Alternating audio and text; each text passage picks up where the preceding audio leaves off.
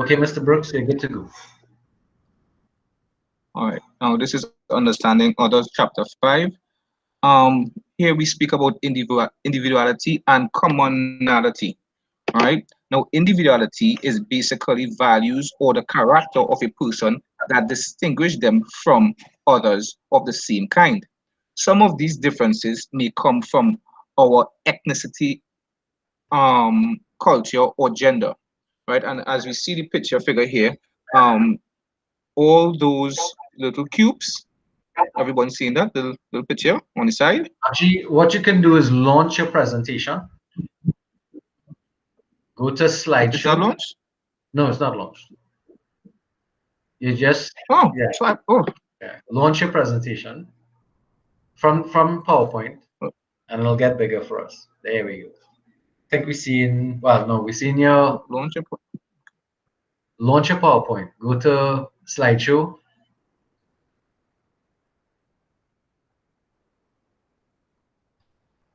Mm-hmm. And then say from, you should say on this slideshow, you'll see what slide you want to start from, and it should say from current slide.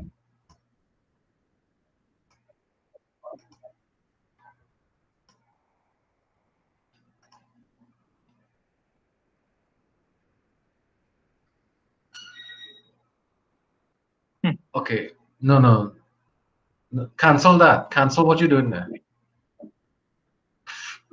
You see under the All right. first two blocks, go back to your left from beginning. Click from beginning.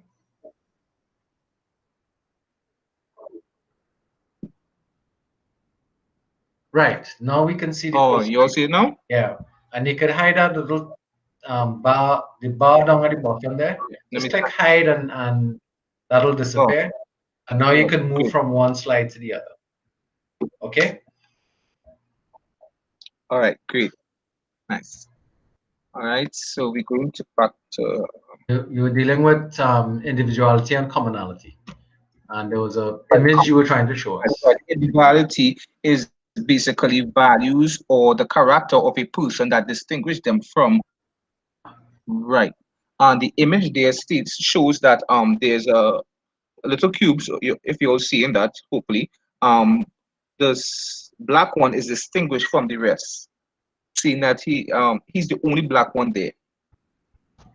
So it may some of the differences may come from our ethnicity, culture, or gender. So it states that it's different from the rest. It's not the same, right? Commonality is basically when you acknowledge someone or someone acknowledges you of being similar, or in other words, sharing as of common features or characteristics. For example, Sarah may have blonde hair and blue eyes as you, or John is pursuing his college degree in accounting as you, right? And also we have a picture here again. This commonality is that they in the T-shirt that they have on, it states that I hate America, right? Why was that something you decided The to do? poet Mayer and G. Lu, 1994, has remarkable insight.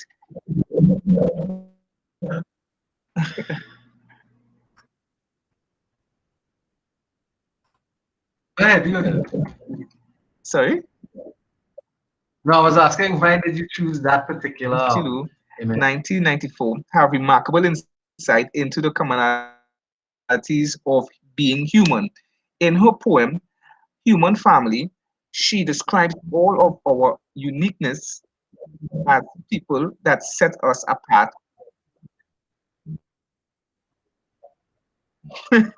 Image, because it's kind of funny also. Because, but not to be, I don't hate America. She describes All all right, of that's good. our uniqueness as people that set us apart. Concludes, we are more alike, my friend, than we are unalike. Understanding gender diversity. Sex rules is typically expectations resulting from biology, like pregnancy or muscle mass. For example, the day you are born, a male or female. Now, gender roles is merely interpreted by how someone act, dress, speak upon his or her assigned sex. A basic example is men do the outdoor chores like mowing the lawn and taking out the trash, while women do the indoor chores like cooking and cleaning. Women may be actively engaged in sports that require high physical contact, like football and rugby, because those sports are considered masculine. Now, we also have a picture here showing that the lady inside, she's fixing up a meal probably for her husband, who is mowing the lawn. And also the husband right now in the picture is teaching the little boy some traditions also into the gender, right, of male.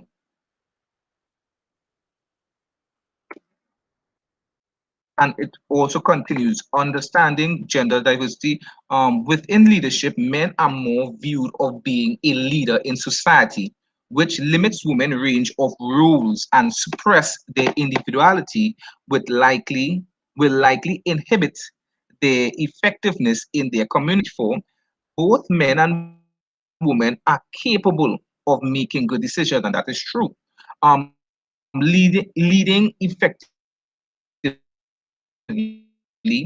being responsible, but they may go about it, go about doing those things differently than the other sex would. And we all see here with Trump, um, um, they fighting for presidency, debate, sorry, but you could see like they more prefer a male figure to run for president. So he was chosen. Understanding cultural diversity. When we speak of cultural diversity, we speak about the characteristics and knowledge of a particular group of people who shares a common view apart from others. For example, religion, language, and art, etc. This is why it's important for leaders to build an awareness to develop a multiculturalism behavior, appreciation, and understanding to create a common purpose. Now, we have a few pictures here of cultural diversity. Well, in Mexico, it has bullfighting, and they are well known for that. So that's in their culture, right? Understanding international diversity. International diversity refers to diversity among the cultures of different countries and their aspiration of how things should be done. Understanding international diversity plays an immense role in relating to being a great leader. Although it can be challenging at times, it's a useful and rewarding experience. Rebecca Nathan, 2005, is the pen name of an anthropologist who went undercover and lived in a residence hall posing as a freshman, as she discovered the single biggest complaint international students lodged against US students was, to put it bluntly, our ignorance, as informant described it by ignorance, right? They meant the in misinformation, and this meant the misinformation and lack of information that Americans have both about others, countries, sorry, and themselves. But that's line missing. Sorry about that. Your culture heritage. There are many culture heritage around the world, and educating yourself about them would be a great effort of understanding others who came from different ethnic, diverse cultural background. For example, the deaf culture and religious culture. The benefits of working with people who are different from you are extreme.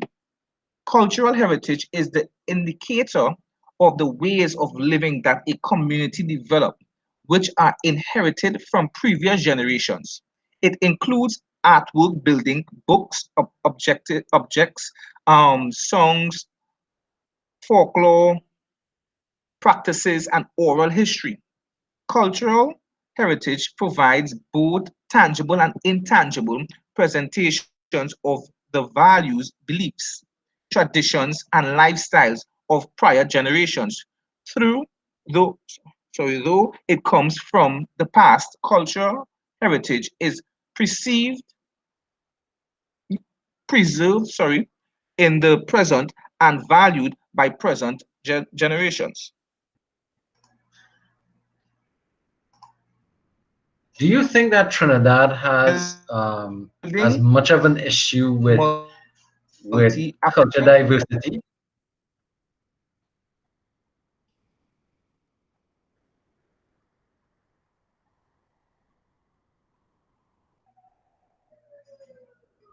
Right, I think Brooks is having internet issues.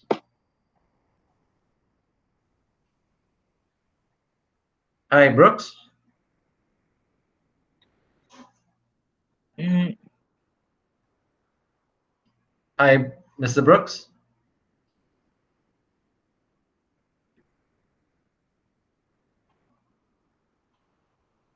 Hi, hello, yeah, I sir. was asking you a question. It seems as if you're having some internet issues.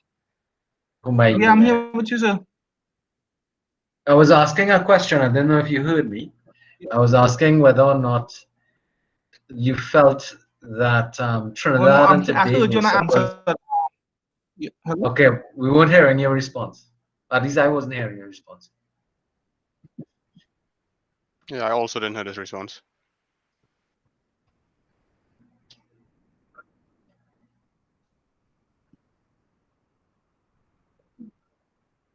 Clint, if you're able, you could join in and help him here, because Hi, I good think we're evening, having everyone. a. So you hearing me? Hi, Clint. I'm hearing Hello? you loud and clear. I think yes, I'm hearing So you. I think he's Hearing me. having some internet difficulties. So I think. I would say given that we're a cosmopolitan nation and we're made up of many different races and stuff, there's different culture that kind of comes into play.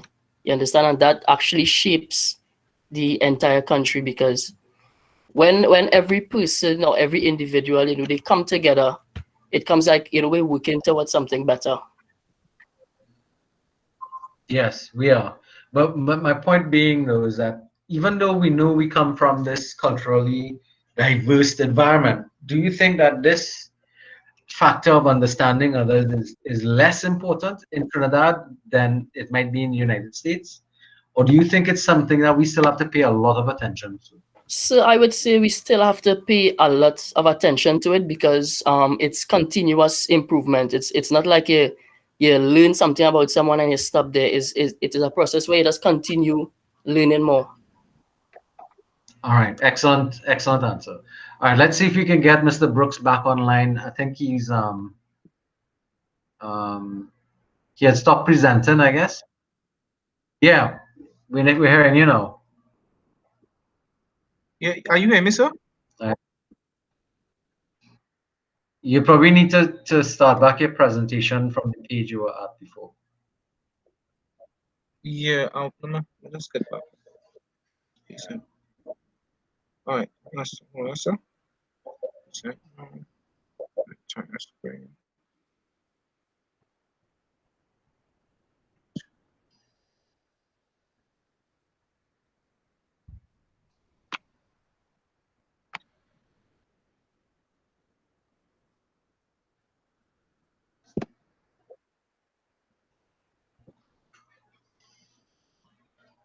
Ah,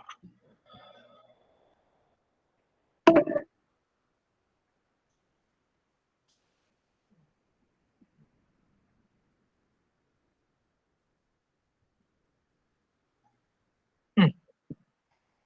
Wow. You getting through?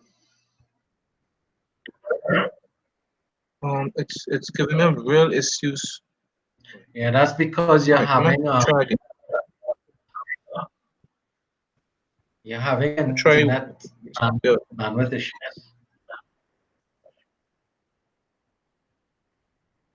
Right. Good. I think got it. Yeah. Yes. Let's see. Right, we see you coming back up now. All right. Right. Right. Okay, so you need to select which screen you want to present to show. See here.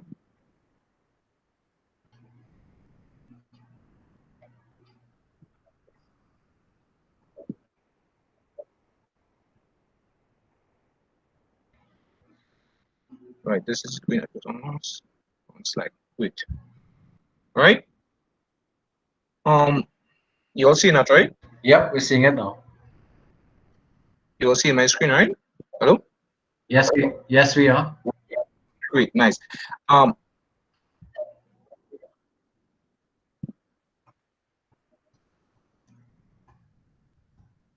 Right. Paul Peterson, 1988, supports that this idea by noting that individuals need to develop their awareness, knowledge, and skills to be able to work effectively in a multicultural environment. It is wrong to be ethnocentric, think, thinking that your culture is superior from others. This does not mean that everything about another culture or way of doing things is appreciated, but that a recognition of the strengths, assets, and values of another culture view has occurred. For example, we have learned to appreciate the international food, music, and dance that are incorporated into our daily life. The appreciation does not mean you will agree or even find decisions making easy, but it should mean that we will understand other views. And that's the end, and Clint will be taken over from there.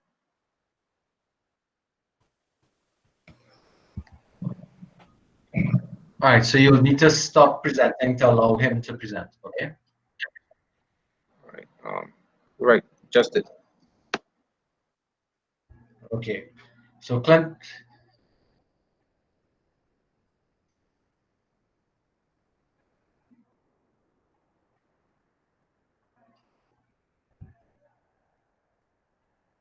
in the meantime, while we're waiting on Clint, does anybody have any questions they want to ask Mr. Brooks? So when I'm going to present, so what am I clicking exactly? I'm not sure. I'm not so. Down at the Your bottom of your your screen, you should see something that says present now. yes. So, it's a your entire screen or a window. Your entire screen or Well, it depends if you have your presentation up okay. already. Okay. So You could just select that and see what it, and then start to share.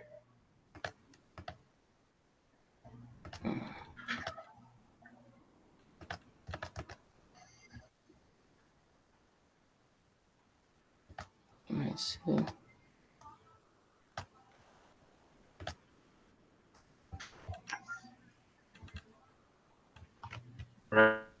Right, we're starting to see you present now.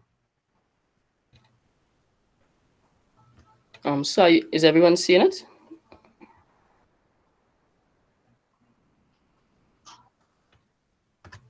Well, we're seeing a blank screen, but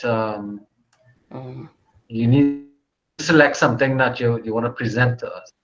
So what you do is you're presenting right now. That's where you want to go to. So click from beginning, and that should pick up a hey, nice screenshot. From beginning. Make sure you selected your. Is everyone seeing my Yeah, there screen? you go from beginning. That's it. There we go. There. Hi, good evening, everyone. My name is Clint Duke, and Yep, we're seeing your screen now. I will be doing the continuation for understanding others. At this time, we're going to look at attitude towards differences.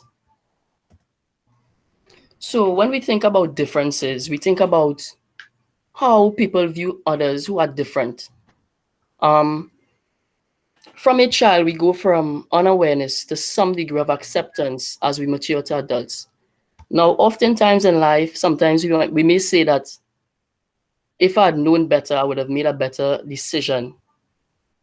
But sometimes it's only when we get older we say that, and that is as a result that we would have actually gained knowledge, gained much more knowledge. You understand? But because time has passed, sometimes we may not able to go back in time to fix, what we would have done. But in the present, it is up to us to try and see how we can, do better and become better versions of ourselves. Through the years, we learn through positive and negative experiences. When I think about positive and negative experiences, I think about, for example, lending money. So let's just say, for example, you have a friend and this friend comes and they say, I would like to borrow $1,000, but I'll pay you back in 2 weeks. And let's just say 4 weeks has passed and that friend didn't pay back that money. However, let's just say you have another friend and that friend came and they asked to borrow money within the same specified time as the first friend. However, let's just say the friend pays back that money within a shorter space of time. You would feel a bit more comfortable lending the second friend money as opposed to the first friend. And that would be as a result of the experience that you would have had lending money. So as a result of experiences, they can oftentimes lead to dislike, racism, homophobia, and sexism. Now, a scale was developed by Dr. Dorothy Riddle, and she used this scale to give an idea as to how persons who are from the gay community, persons who are considered lesbians, how they were treated, how persons looked at them. Now, this scale is made up of 8 words. The first 4 are considered the negatives of how persons would have viewed these persons that are considered lesbians or gay relationship people. The second 4 are considered positives. Now, when we think about repulsion is how someone would look at these individuals. They would look at them as being strange or sick or crazy, and this is as a result of anything that kind of takes away from the norms of society. You understand? It kind of put persons in a position because is to them they view it as this is not what they are accustomed to. Sometimes persons would say pity, and why pity? And this is because some persons may view these individuals who are different and somehow say they are born that way. Tolerance. When we think about tolerance, for example, let's just say you may have a younger sibling, and for some reason you might say this boy or this girl is very childish. But at the back of your mind, you would say as they get older, they would mature and they would grow out of this. So when we think about tolerance is saying that the person would grow out of that. This is what tolerance looks at in this context here. When we think about acceptance implies that one needs to make accommodation for another differences, and we would always have differences in society. At this time, we're going to look at the positive attitudes. When we think about a positive attitude, we're talking about support. So we need to work towards safeguarding the rights of those who are different. Admiration. When we think about admiration, it takes into consideration being different in society takes strength. Appreciation. Appreciation values the diversity of people. And the last one, which is nurturance. When we talk about nurturance, it views differences with genuine affection. At this time, we're going to look at cultural influences on leadership behavior. When you hear the word culture, what comes to mind? Anyone?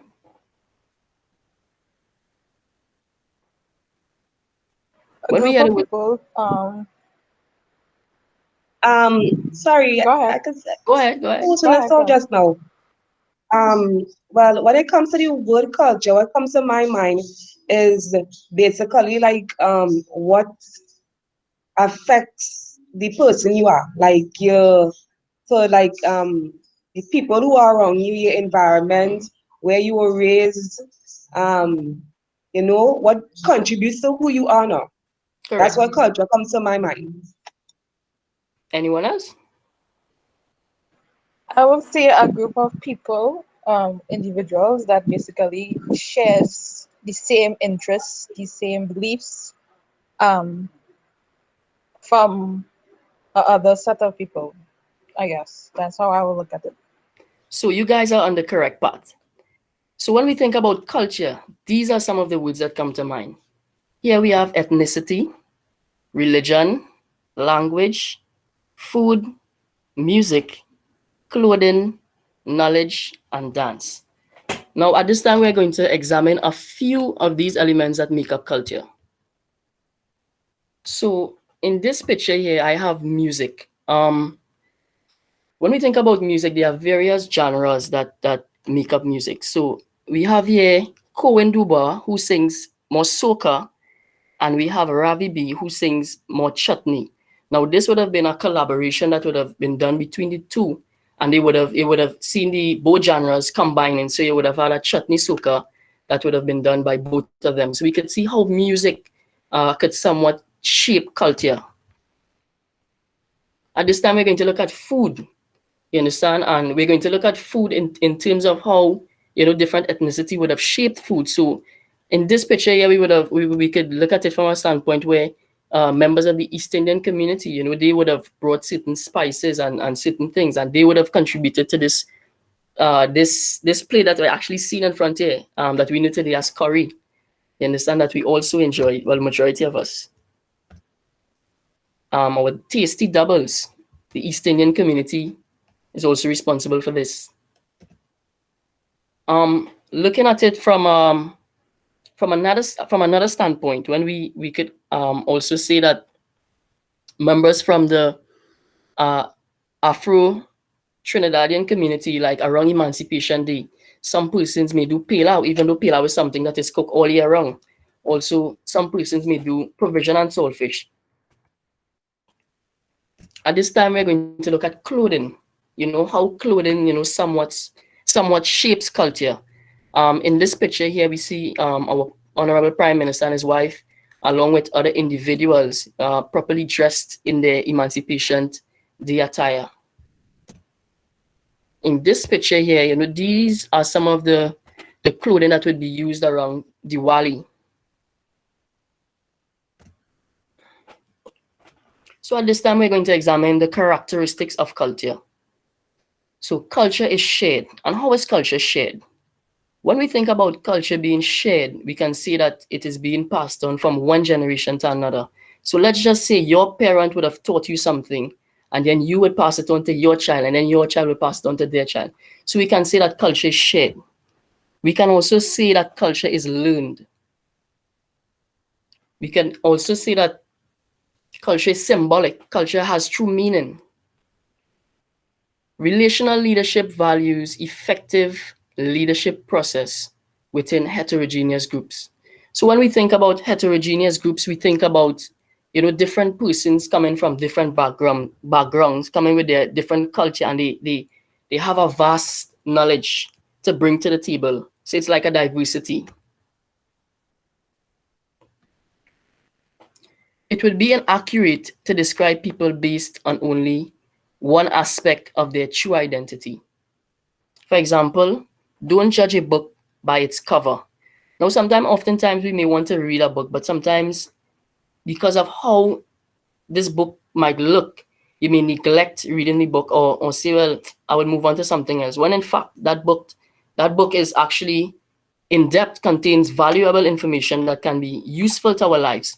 Or sometimes we can even look at someone, and sometimes just based on their first appearance, we may be quick to judge them, or sometimes quick to make assumptions.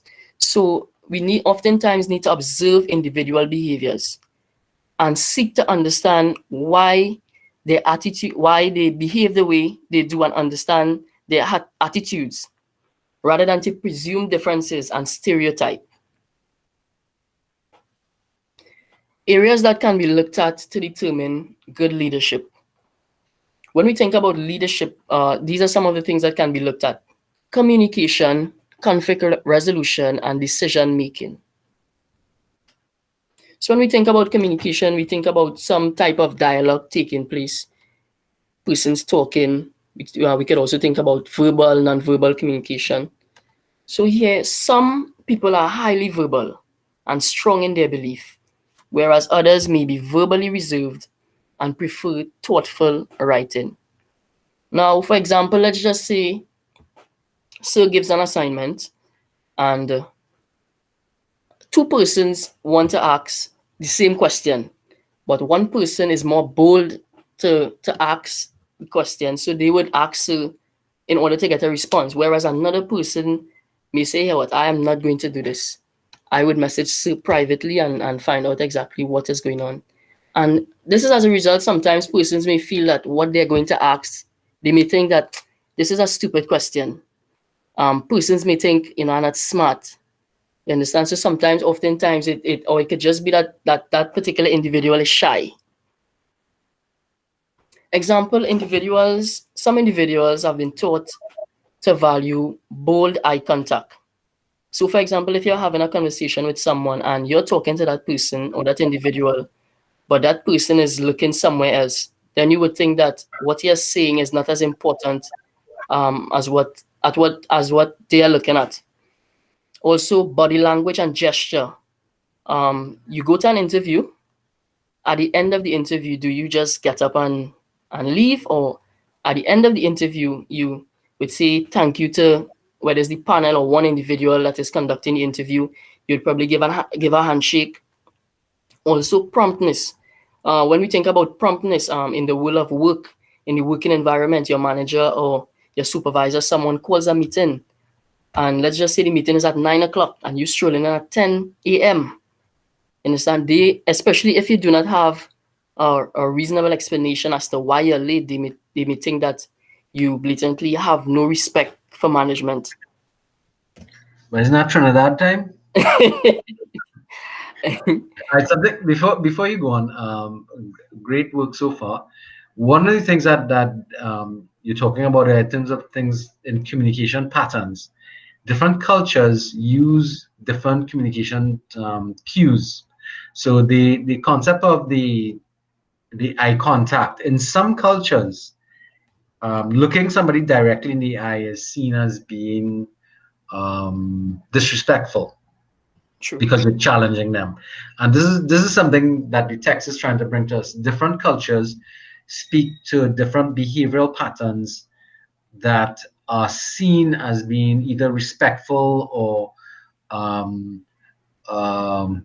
disrespectful along those types of lines. So and also gender has a part to play with that as well. So you can look at that aspect as well.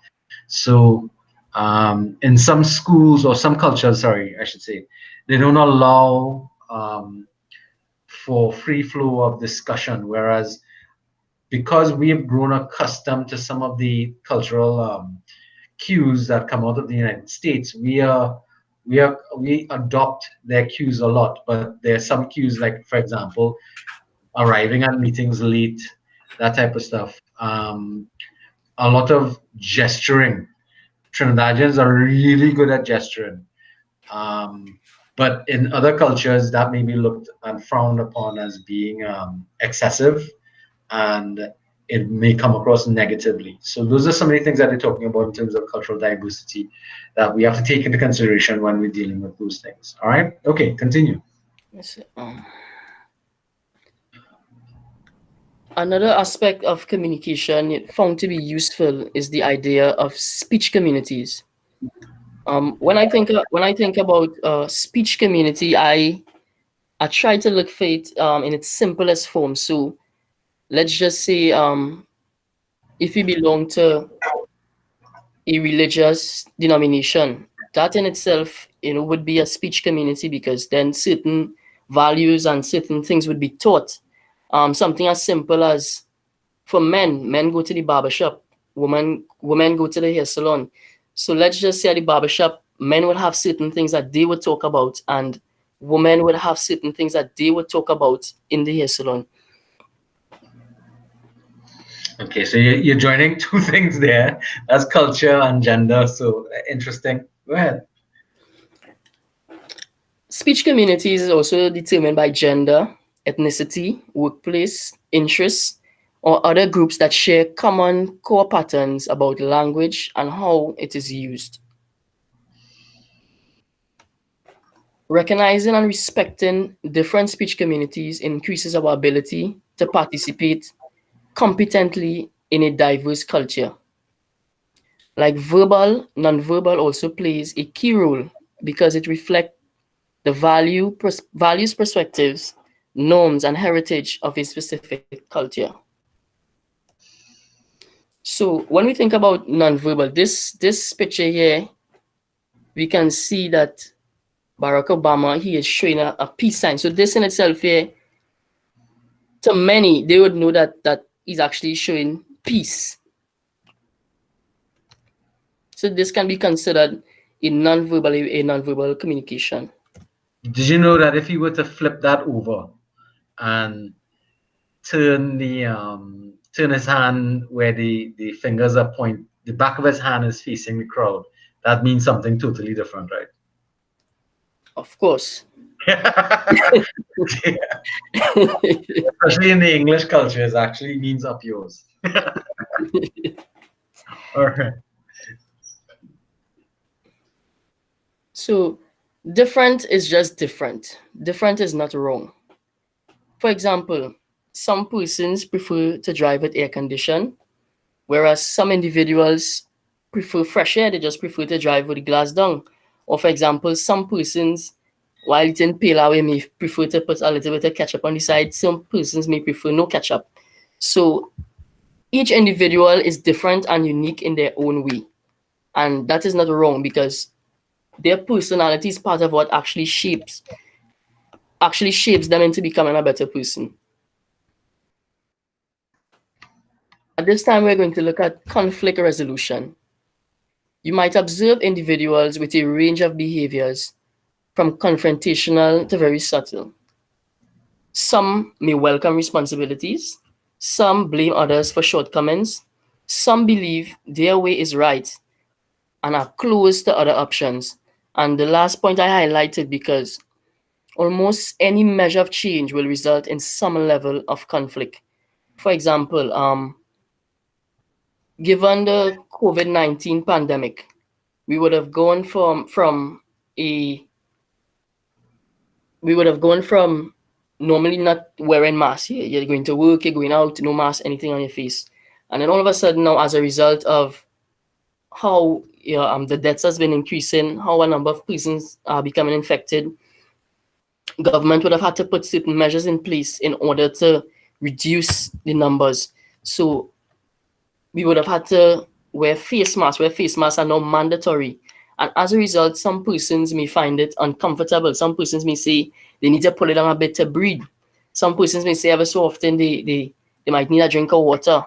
And that in itself, has caused some sort of conflict where every individual may not agree and say they should go with the face mask, but at the end of the day, it is to safeguard us all.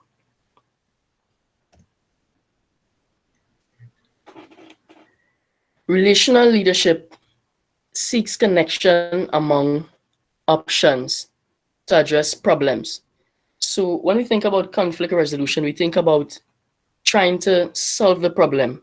So this simple model that I have here, it is basically, stating a few ways in which, conflict could be resolved. So you'd want to effectively convey information. So if you're speaking, you want to, do it in such a way that your audience understand what you're saying. So, because if your audience is not understanding what you're saying, then it brings some sort of confusion. Also, we need to be mindful of the people around us, the individuals around us, what we say, because sometimes individuals, they're sensitive. They're sensitive, and we need to be polite. We need to avoid gossiping. For example, I'm just thinking about in the working environment. Let's just say something takes place in HR and the entire accounts department finds out about it. So oftentimes we need to be mindful of how we deal with conflict. Accurately interpreting people's emotion and calmly arriving at a resolution to conflict. Decision making. When we think about decision making, we think about when, who, what, where, why, and how. The way in which decisions are made reflects either those who value power of majority rule and prefer voting, or those who seek inclusion of minority opinion and value consensus. Some believe the hierarchy and authority should decide, whereas others think the expert or those involved should decide. Oftentimes, I would say it depends on the type of industry or the type of organization that you're in, because some organizations, employees may not have much of a say. It would just be the managers or the persons to the top would make the decisions.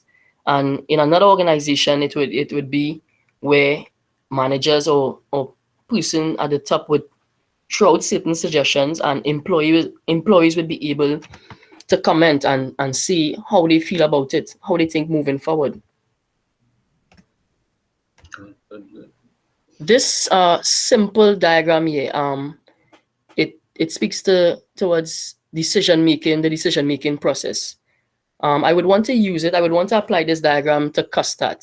As much as we all may not agree with everything that custard does, I'm going to use custard for example. So here at number one, it is saying to identify the problem.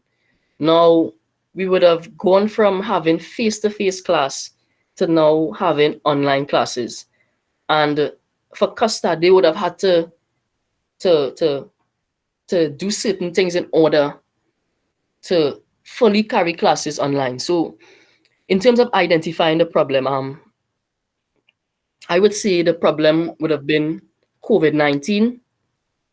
And as a result of COVID-19, we are not allowed to have face-to-face class.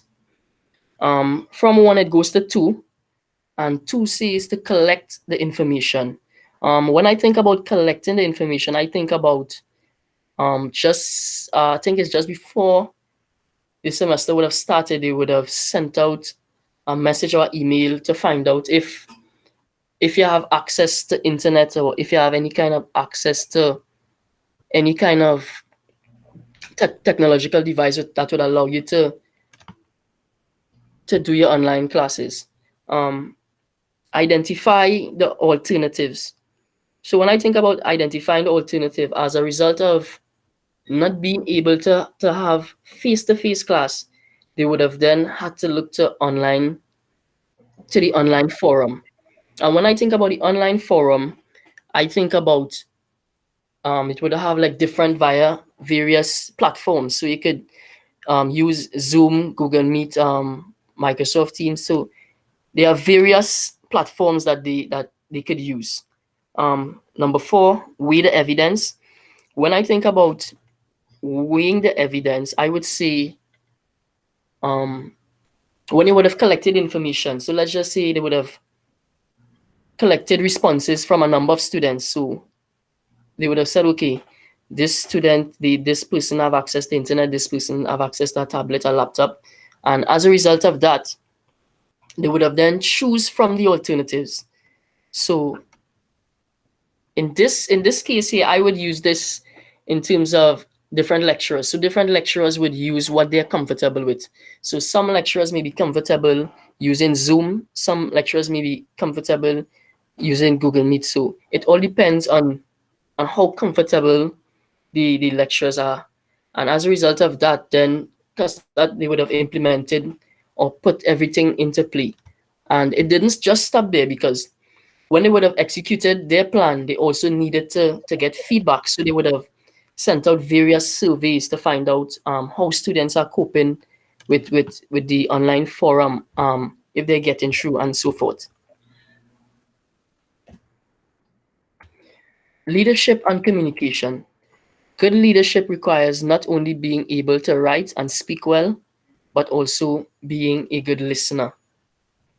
Now, in terms of this, I would want to see, sometimes, let's just say, sometimes you have a friend, and that friend might come to you with his or her problems, and you may listen to them. But then when the table turns and it's their time to listen to you, sometimes they do not always give you a listening ear. Have you ever wondered why God gave us two ears and one mouth? Good question. So your hat will fall off? Listening with empathy is an intellectual and emotional participation in another person's experience. And here's a definition of empathy. Empathy is the ability to recognize, to understand, and share the thoughts and feelings of another person, animal, or fictional character. You learn to listen for empathy if you try to find a point of agreement or genuine understanding. So it's not, so in some cases, let's just say someone is presenting, and sometimes instead of looking at the positive sides, they may quick to criticize and quick to deny that person. So we would want to seek first to understand, to be understood. And it requires us to pause. So oftentimes we may need to pause for a bit. We may need to think. We would need to restate for understanding. Sometimes you may need to sit and you would repeat something over, try to understand what was said, then to build on that point. Criticism that comes too fast leaves the speaker thinking he or she was not heard. The content of what we say and how we say it influence the receiver in forming meaning from what we share. Communication involves both verbal and non-verbal components. Think of the complexity in this verbal process. What I meant to say, what I actually said, what you heard me say. Each element in that process is influenced by our culture and gender lenses. For example, who would you say talk more, men or women? Anybody would like to answer that question? So that question was I don't want to seem sexist, but women. The statistics do indicate that women are more vocal. Women. Yeah, women are more vocal, and that is one of the reasons why they may generally be better communicators than men. I agree, sir. But there are other elements that, for example, the idea of emotionality, the amount of emotional content that comes across, maybe less with men, but they stick to the point. So their communication may be more pointed or maybe more summary version summarized. But let's not start that argument just yet. So, oh yeah, there he has it. Commonly, women talk more. Yeah. Common stereotypical perception is that women talk more. Yet in almost any co-educational class or setting, men likely will be the first to speak, and they will speak more often for longer periods. Mm-hmm. Here we're going to look at assertive communication. In every communication, each person has a right to be heard and a responsibility to listen. You know, sometimes women feel silenced or have silenced themselves by assuming their opinion were of less value or would have been socialized to avoid conflict and be peacemakers. You know, thinking about it, as Keon would have said earlier, the social norms for women would have been women would have stayed home, they would have taken care of the children, they would have cooked, clean, all those type of things. Whereas the men would have been the hunters, the breadwinner, and the men would have gone out. However, in modern society, we're seeing a shift, you know, where women are more educated, women are in leadership positions. Here's an example. In some Middle Eastern countries, women are not allowed to leave the house without permission from their husbands. In Saudi Arabia, women are not allowed to drive. And this is slightly changing because a lot of human rights activists are becoming a bit more involved. So very soon we're going to see some level of change in Saudi Arabia. And I guess other countries. They've already made some changes, actually. They've recently changed the law, but of course, changing the law is one thing. Getting people's acceptance for the law is a different aspect of that. So there's still a lot of families that prevent their female children from driving or their wives from driving, that kind of stuff. So it's changing, but it's slow to change. Also, when we think about women sometimes feeling silenced and have silenced themselves by assuming their opinion will have less value.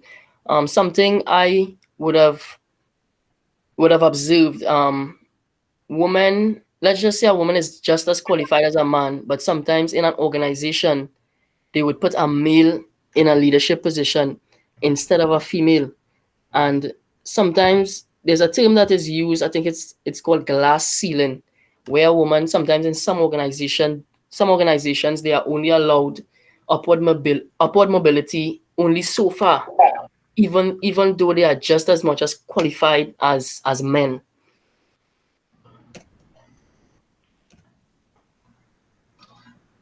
Consider this: if you are unassertive, persons may think you give up your rights, and they may say that persons may take advantage of you. If you are assertive, that does not mean that you get your own way, but that you did what you could to be understood.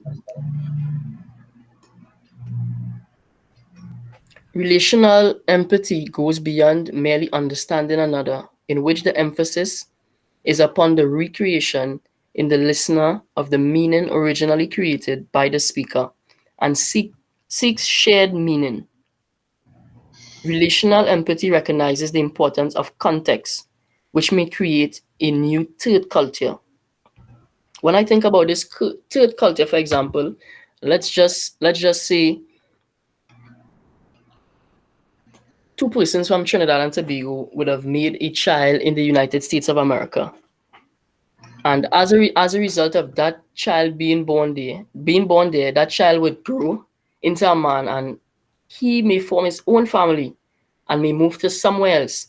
So as a result of having some sort of cultural background from Trinidad and Tobago, from the United States, he would then have two cultures along with his own culture, which would form a third culture. The self-fulfilling prophecy demonstrates that people may indeed become as you see them. Example, how you view working in a group with other members. Some persons may look at working in groups with persons as not being so good, because they may think that, okay, this person is not going to contribute. However, it is stating here that if you go towards working in a group from a negative perspective or from a negative point of view, then you kind of go with the assumption that you're looking for faults, you're looking for problems. However, if you go with a positive mindset, even though things may be challenging, you understand, oftentimes things tend to work out much better. In conclusion, understanding the influences of our cultural heritage, gender, and other aspects of our differences helps us to work together toward change and some level of mutual agreement.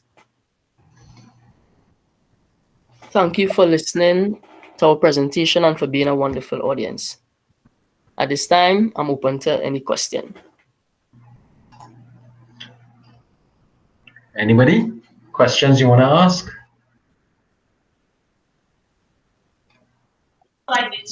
It was excellent. Yes. I have a statement. So we have comments that it was good. We don't have questions. It was a good Yeah. presentation. Yes, it was Full of very good. information. Thank you. I think so also. Very good. Well done, guys. Everybody seems to be pleased with your presentation. Yes, they both were really good today.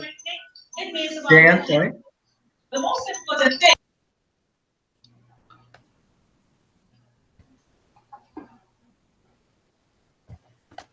All right. Anybody else has any questions they would like to ask? Oh, sorry. Let me turn off the recording. So.